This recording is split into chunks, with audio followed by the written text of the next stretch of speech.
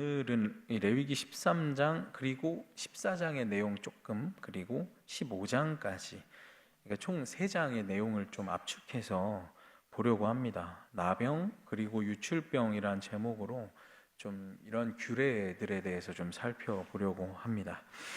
근데 산모의 정결 규례 그리고 유출병의 정결 규례는 사실 주의 깊게 읽어보시면 모세를 통해서 온 이스라엘 백성들에게 다 알리도록 되어 있는 규례였습니다. 그런데 나병의 정결 규례는 오직 모세와 아론에게만 알려진다라는 점이 좀 다릅니다. 산모와 유출병의 환자의 경우 스스로를 살펴야 되지만 나병의 경우에는 제사장이 전문적으로 담당해야 하는 영역이었기 때문입니다. 본격적으로 이야기를 나누기 앞서 이 나병에 대해서 잠깐 짚고 넘어가 보려 하는데요. 이 나병은 히브리어로는 짜라트라는 단어입니다. 근데 우리가 유념해야 할 것은 이 나병이라는 단어가 우리가 지금 흔히 알고 있는 문둥병 혹은 진짜 나병은 아니라는 사실입니다. 실제 의사들이 성경을 보고 의학적으로 판단해 보건대 이것은 현대에 있는 건선이라는 질병과 꽤 비슷하다라고 이야기합니다. 근데 나중에 옴이라는 것도 등장하고 어루러기도 등장하는데 이것은 이제 피부에 나는 균으로 인한 병을 이야기한다라고 의사들은 그런 증상을 이야기했다고 합니다. 그러니 이 짜라트는 단지 한 가지의 질병이라고는 하기 어려운 것입니다. 그러나 공통점이 있다면 사람의 피부에 발생한다. 그리고 피부에 딱지가 지고 그 딱지가 벗겨지기도 한다라는 점이 공통점입니다.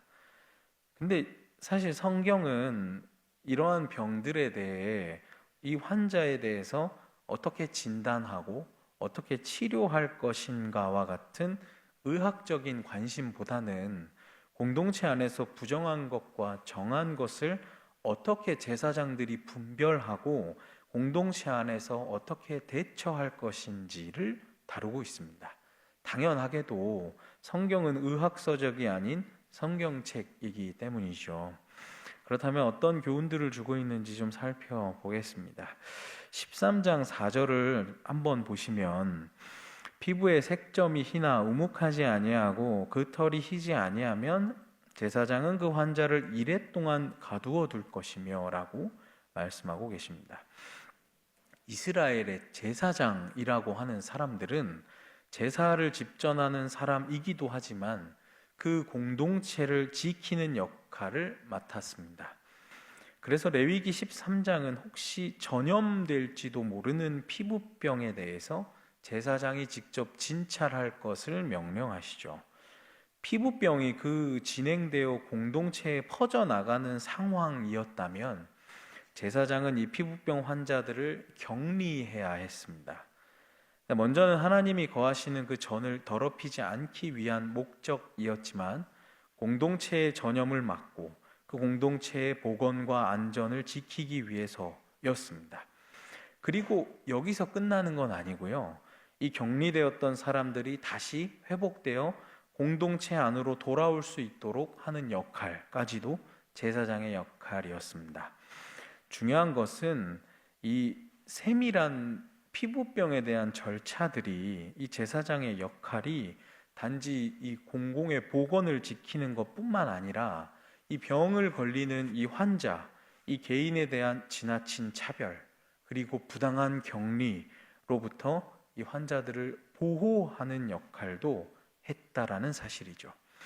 왜 그런지 예를 좀 들어보면요. 구약에서 나병은 주로 무엇과 연결되어 있을까요? 맞습니다. 죄랑 연관되어 있기 때문입니다. 미리암의 예를 보면 민수기 12장 9절에서 10절은 이런 구절이 등장하죠. 여호와께서 그들을 향하여 진노하시고 떠나심에 구름이 장막 위에서 떠나갔고 미리암은 나병에 걸려 눈과 같더라. 아론이 미리암을 본즉 나병에 걸렸는지라 라는 구절이 등장합니다. 그리고 탐욕스러웠던 게하시도 마찬가지죠.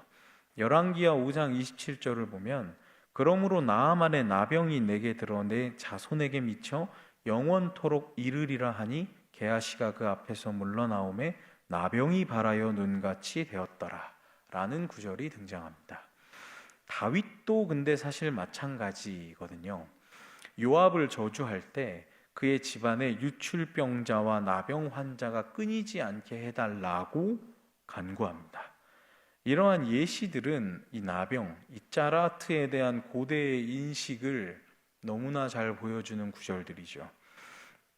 구약의 본문들 또는 여러 성경학자들이 나병과 죄를 연결시키고 있다라는 걸 생각한다면, 그거를 생각하고 오늘의 본문을 보면 레위기의 나병 본문이 생각 외로 꽤 담담하게 그 이야기를 전하고 있음을 살펴볼 수 있습니다. 꽤 차분하게 병 자체와 환자의 처리를 다룬다라는 것은 꽤 인상적인 부분입니다. 여러 구약의 본문들이 나병을 잘못된 행동의 결과라고 이야기하지만, 오늘 레위기 본문은 나병을 종교적, 도덕적 행동의 결과가 아니라 그냥 누구에게나 일어날 수 있는 질병, 다양하게 존재하는 우리들의 모습, 그저 일어난 일 중에 하나로 다루고 있는 것이죠. 나병에 대해서, 그 환자에 대해서 아무런 가치 판단도 내리지 않고 있음을 캐치하셔야 되는 겁니다. 바로 이 맥락이 오늘의 이 나병 규례가 주는 교훈이 적용되는 지점입니다. 나 스스로 돌아볼 일이기도 하지만 몸이나 의복이나 건물에 나병이 생겼을 때에 쉽게 정죄하지 않는 것이 중요하다라는 것이죠. 문제가 생기긴 생겼지만 본문은 그것이 죄 때문이라고 단정짓지 않고 있기 때문입니다. 병은 죄의 결과라고 생각하기 쉽고 또 그러한 본문들도 있죠. 그러나 모든 병을 죄의 결과로 우리는 쉽게 단정지어서는 안 되는 것입니다. 당시 이 이스라엘 공동체에서는 그 공동체에 어떤 재앙이 생겼을 때 나병에 걸린 사람들에게 이 자신들이 가진 공포, 이것을 다 떠넘겼던 그런 공동체였습니다. 일종의 희생양을 만들고 낙인을 찍어서 나병 환자에게 우리 공동체에 일어난 재앙의 원인은 다 너 때문이야 라는 낙인을 찍어 왔던 것이죠. 바로 이 점에서 제사장의 이 규례의 선포는 그 공동체와 이스라엘 사회를 광기와 두려움으로부터 지키는 울타리 역할을 해줬던 것입니다. 근데 사실 우리도 이러한 상황이 꽤 익숙하죠. 왜냐하면 지금은 괜찮지만 우리는 어떤 시대를 지나왔습니까? 코로나의 시대를 지나왔죠. 코로나가 퍼지는 원인이 마치 우리인 것처럼, 혹은 교회에 누가 걸리면 마치 죄인인 것 마냥 숨기기 바빴던 시간들이 본문을 묵상하며 떠올랐습니다. 물론 하나님께서 벌을 위해 내리시는 병도 분명히 있으시겠지만 적어도 오늘 본문에서 병은 그저 병입니다. 그저 사람에게 존재하는 모습, 누구에게나 일어날 수 있는 일, 그 중에 하나로 보고 있는 것이죠. 그렇다면 좀 더 나아가 예수님에게 한번 이 본문을 이어가 보는 겁니다. 예수님은 마태복음 8장 2절과 3절에 나병 환자에게 이렇게 하십니다. 한 나병 환자가 나와 절하며 이르되 주여 원하시면 저를 깨끗하게 하실 수 있나이다 하거늘 예수께서 손을 내밀어 그에게 대시며 이르시되 내가 원하노니 깨끗함을 받으라 하시니 즉시 그의 나병이 깨끗하여진지라. 아멘. 예수님께서는 이 나병 환자에게 굳이 손을 내밀어 손을 대시고 부정한 몸에 대셔서 고쳐주십니다. 예수님의 이 모든 행동과 언행은 이 하나하나 구약의 율법과 정면으로 배치되고 있는 행동들이었습니다. 예수님은 부정한 사람을 만지시죠. 그리고 같이 있기만 해도 부정이 감염되는 사람들과 함께 하셨습니다. 구약의 오늘 율법이 우리에게 쉽게 사람을 정죄하거나 낙인 찍지 말아야 된다, 판단하면 안 된다라는 교훈을 주었다면, 예수님께서는 무엇이 진짜 정결이고 거룩인지 우리에게 보여주시는 것입니다. 부정한 사람에게 손대지 않는 것이 정결이 아니라 그들에게 나아가 함께 어울리며 고쳐주고 위로하는 것이 참된 정결임을 예수님 보여주셨습니다. 많은 바리새인들과 서기관, 대제사장들은 손 대지 않는 정결을 추구했지만 예수님께서는 손을 대시는 부정을 선택하십니다. 이러한 예수님의 행동과 말씀들은 이 구약의 율례들이 진정으로 의도하는 것이 무엇인지를 근본적으로 돌아보게 한다라는 것이죠. 부정은 우리 몸에 있는 게 아니죠. 수많은 고통당하는 사람들을 보고도 아무렇지 않아 하는 것, 가난한 과부의 고난을 보고도 모른 척하는 사람들, 귀신이 들려 고통받던 사람이 치유받고 새 사람이 되었는데도 자기들의 돼지떼가 다 죽게 된 것으로 예수님 이곳에서 떠나십시오라고 이야기했던 사람들, 그런 사람들이야말로 죽은 자, 귀신 들린 자들인 것입니다. 예수님의 행동은 이 구약의 규례를 깨뜨리는 것이 아니라 정결 규례가 진정으로 지향하는 것, 하나님의 백성 구별된 삶의 모습을 보여주고 계신 것이죠. 구약 시대든 지금을 살아가는 오늘이든 이 규례를 표면적으로 지키는 것이 관건이 아닙니다. 규례가 본질적으로 의미하는 것이 무엇인지를 우리가 집중하지 않으면 이 모든 것은 그저 외식에 지나지 않기 때문이죠. 이제 삶 가운데 우리의 형제와 자매들, 고통 가운데 신음하는 자들을 보시며 정죄하고 판단하는 것이 아니라 예수님처럼 다가가고 위로하고 보듬어 주시고 서로 돌아보는 저와 여러분들 되시기를 소망합니다. 두 번째는 이 거룩의 영역은 한정될 수 없다라는 교훈입니다. 13장 47절 읽진 않았지만 13장 47절을 한번 보시면 만일 의복에 나병 색점이 발생하여 털옷에나 베옷에나 라고 이렇게 되어 있죠. 이 나병 짜라하트가 사람의 피부에만 발생하는 것이 아니라 의복, 옷감, 심지어 더 나중에 14장에 가보면 집의 벽에도 발생하게 됨을 우리는 말씀을 통해 알 수 있습니다. 이것은 무엇을 의미하냐면 이 짜라하트, 나병에 대한 규례는 단지 우리 몸의 거룩만을 이야기하진 않는다라는 것입니다. 우리의 몸, 그리고 주변 환경, 우리 주변에 있는 모든 사항들이 우리가 가질 거룩의 영역에 포함되어 있다라는 걸 교훈하고 있는 것이죠. 그러므로 하나님의 백성은 나의 몸뿐만 아니라 내가 사는 그 주변의 환경에 있어서까지도 정결을 지키는 거룩한 존재들이 되어야 합니다. 특히 14장을 보면 읽진 않았습니다만 집에 발생한 악성 피부병 짜라하트에 대해 이야기하고 있습니다. 이 14장이 주는 교훈은 장소에 대한 교훈입니다. 사람은 자신이 속한 그 주변 상황이나 환경에서 결코 분리될 수 없는 존재입니다. 사람은 그 자신만 하나님 앞에 완전하고 거룩하게 살면 되는 것이 아니라 이런 내 주변의 상황이나 환경에도 신경 쓰고 책임지며 나아가야 된다라는 것이죠. 바울도 고린도 교회를 위해서 이 고린도 교회는 주변으로부터 너무나도 많은 영향을 받았기 때문에 사도 바울은 그들을 향해 2번 혹은 그 이상의 편지를 썼던 것입니다. 우리는 세상을 이기는 자가 되어야 하지만 또 세상을 변화시키는 자도 되어야 하는 것이죠. 세상 가운데 우리는 우리를 둘러싼 환경을 거룩하게 지키도록 노력하며 나아가야 되는 것입니다. 그러한 사람들, 그러한 장소, 그러한 일들, 세상적인 것으로부터 멀어지려고 노력해야 되는 것이죠. 그럼에도 사실 우리가 삶을 살아가다 보면 피치 못할 때도 있긴 합니다. 누구에게나 말 못할 사정이 있을 수도 있죠. 어쩔 수 없이 그런 환경에 처할 때도 분명히 있게 됩니다. 그러나 기억해야 될 건 무엇이냐면 모든 사람이 주변 환경에 지배를 받는 건 아니라는 것이죠. 그러한 환경을 가지고도 거룩함으로 변화시키는 자들이 되어야 된다라는 것입니다. 같은 재료를 가지고 멋진 집을 짓는 사람이 있는 반면에 쓰러져가는 헛간을 짓는 사람도 있습니다. 훌륭하게 주어진 환경을 파멸로 이끌어버린 헤롯 대왕과 같은 사람이 있는가 하면 누추한 감옥에서 성경을 기록한 바울과 같은 사람도 있는 것이죠. 신체 장애를 극복한 헬렌 켈러 같은 사람이 있는가 하면 아름다운 외모와 신체를 가졌지만 비참한 인생을 보내는 사람들도 있는 것입니다.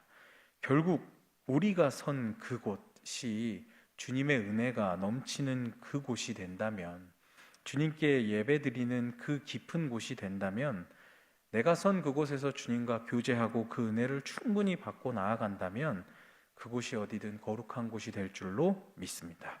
저와 여러분에게도 이러한 은혜가 넘치시게 되기를 소망합니다. 이제 15장에 유출병에 관련된 내용도 짧게 살펴보려고 합니다. 근데 이 15장을 읽어보실 때 유의하셔야 될 것은, 이 구약의 본문은 당시 시대의 시대적 상황과 문화적인 상황 속에서 이 부정과 더러움을 구별하고 있다라는 사실을 꼭 유의하시고 읽으셔야 됩니다.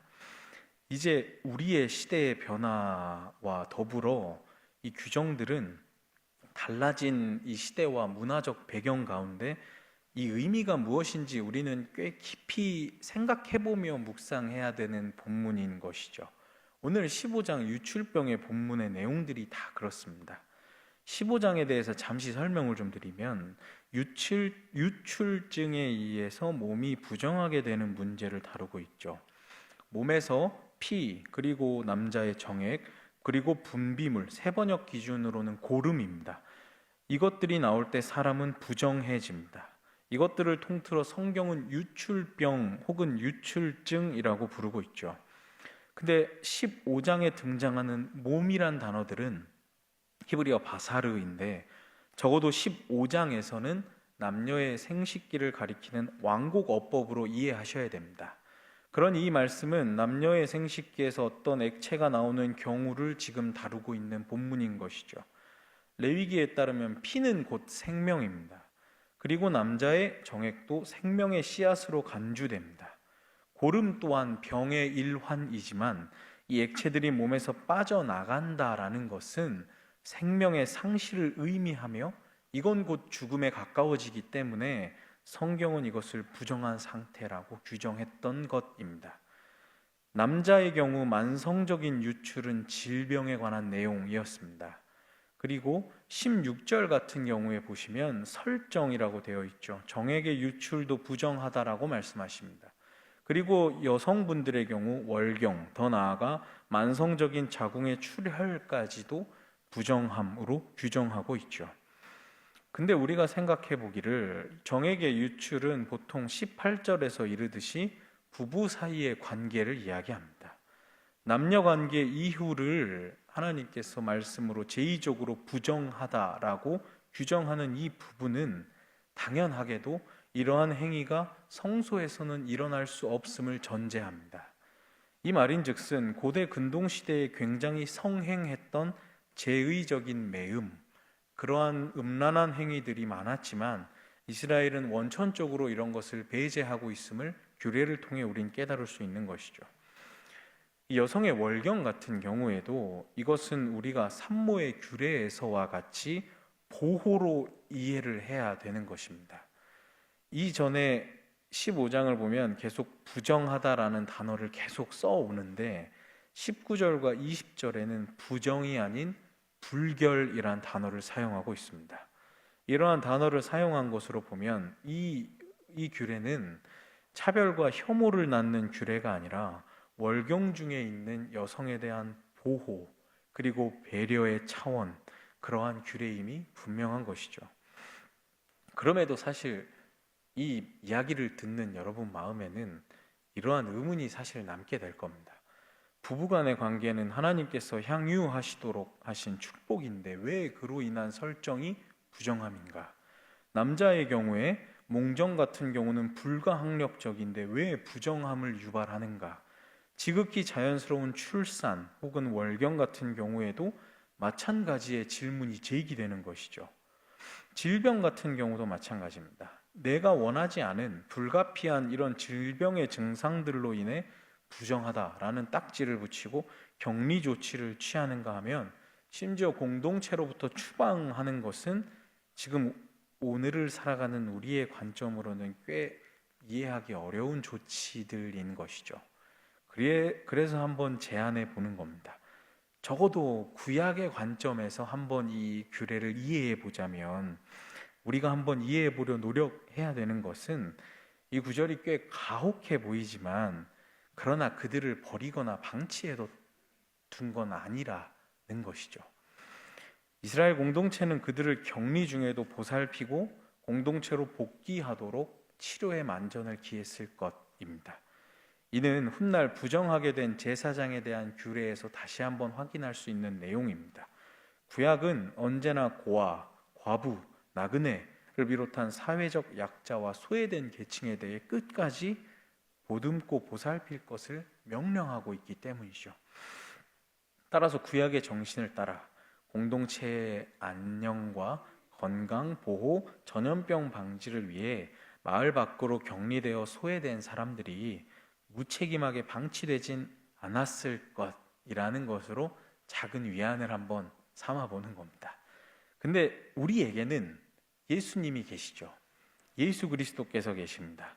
신약에서 오늘 유출병으로 고생받았던 여인에 대해 소개합니다. 12년간 혈루증을 앓아온 여인이었습니다. 이 여인은 피의 유출로 고생하던 여인입니다. 이 단어는 레위기 15장에 나오는 바로 그 단어였습니다. 신약에 나오는 이 여인도 지속적으로 피가 유출되는 질병을 앓고 있었다라는 것이죠. 이에 대한 규정은 오늘 15장 본문에서 다루어졌고 이 여인에게는 이 오늘 규례가 그대로 적용되었습니다. 병을 앓았던 12년 동안 이 여인은 부정한 존재, 그녀가 앉거나 누웠거나 손댄 자리에 다른 사람이 앉거나 이렇게 되면 부정이 옮겨감으로 가능한 한 집에서만 있었을 겁니다. 고립된 생활을 해왔을 것이죠. 당연하게도 동침을 할 수도 없었으니 결혼도 할 수 없었을 것입니다. 이 병으로 인해 치료받기 위해서 가진 모든 재산도 아마도 탕진했을 겁니다. 질병은 이 한 여인의 삶 전체를 다 무너뜨려 버린 것이죠. 무엇보다도 이 여인은 12년간 부정했기 때문에 성전에 나아갈 수 없었습니다. 자녀가 없던 한나는 성전에 나아가 간절히 기도를 드려 위로와 약속을 얻었지만 혈루증을 앓는 이 여인은 성전에 나아갈 수조차 없었던 상황인 것이죠. 월경 기간 동안 여성을 보호하기 위한 레위기의 규례였지만 반대로 이 규례는 이 여성을 하나님과 완전히 단절시키고 차단시켜버리는 근거가 되어버렸던 겁니다. 규례가요. 하나님께 나아갈 수 없었던 이 여인은 위로받을 곳이 없었죠. 그래서 그녀는 예수님의 소문을 듣고 찾아갑니다. 이 여인에게는 아마도 하나님의 나라를 이야기하던 예수님은 나를 찾아온 하나님이었을 것입니다. 그래서 이 여인은 예수님의 소문을 듣고 옷에만 손을 대어도 낫겠다 하여 주님의 옷을 만지죠. 그리고 그 즉시 나음을 입습니다. 그러나 당시 이 사회와 현실을 지배하고 있던 것은 규례, 피에 대한 두려움이었기 때문에 예수님께서 몸을 돌려 누가 나에게 손을 대었나, 손댄 사람을 찾는 것을 알았을 때 이 여인은 굉장히 두려웠을 것입니다. 내가 이러한 병을 앓고 있으면서 수많은 무리와 함께 부딪히며 이동해왔고 정결한 유대인 남자, 그것도 많은 사람에게 존경받는 이 존귀한 분의 몸에 손을 대었으므로 질책을 받을 수도 굉장한 위험에 처할 수도 있었던 것이죠.